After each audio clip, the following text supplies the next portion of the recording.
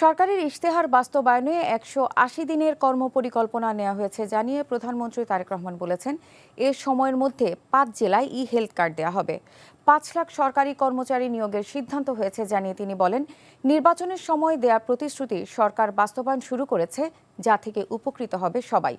সংসদে প্রশ্নোত্তর পর্বে এসব জানান প্রধানমন্ত্রী। হাসান মাহমুদের রিপোর্ট।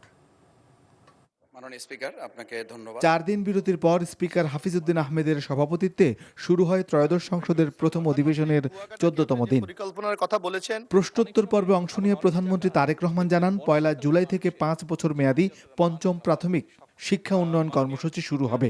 তিনি জানান, ৫ লাখ সরকারি কর্মচারী নিয়োগের সিদ্ধান্ত নিয়েছে সরকার।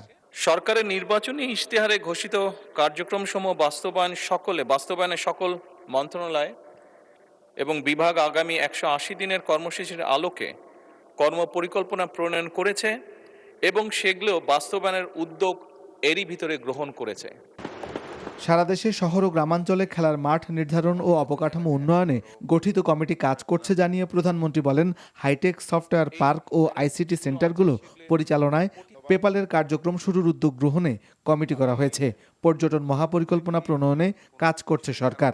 আমাদের নির্বাচনী ইশতেহারে ব্লু ইকোনমির বিষয়ে একটি কম বেশি ডিটেল পরিকল্পনা আছে। বেসামরিক বিমান পরিবহন এবং পর্যটন মন্ত্রণালয় জাতীয় পর্যটন মহাপরিকল্পনা প্রণয়নের লক্ষ্যে এরই ভিতরে কাজ শুরু করেছে।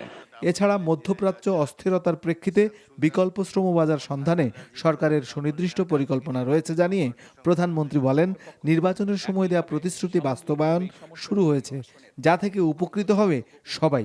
বাংলাদেশ জাতীয়তাবাদী দল, এই দলের কমিটমেন্ট হচ্ছে এই বাংলাদেশের প্রতি, মাননীয় স্পিকার, এবং সেজন্যই আমরা বিভিন্ন রকম প্রতিশ্রুতি দিয়েছি এবং মাননীয় স্পিকার সেই প্রতিশ্রুতিগুলো বাস্তবায়নের কাজও আমরা শুরু করে দিয়েছি। মাননীয় স্পিকার, ল্যাঙ্গুয়েজ স্টুডেন্ট ভিসায় বিদ্যমান জামানতবিহীন ঋণ সীমা ৩ লাখ থেকে ১০ লাখ টাকায় উন্নীত করার কথাও জানান প্রধানমন্ত্রী। আমরা গুরুত্ব দিই। Hasan Mahmud, NTV news, Dhaka.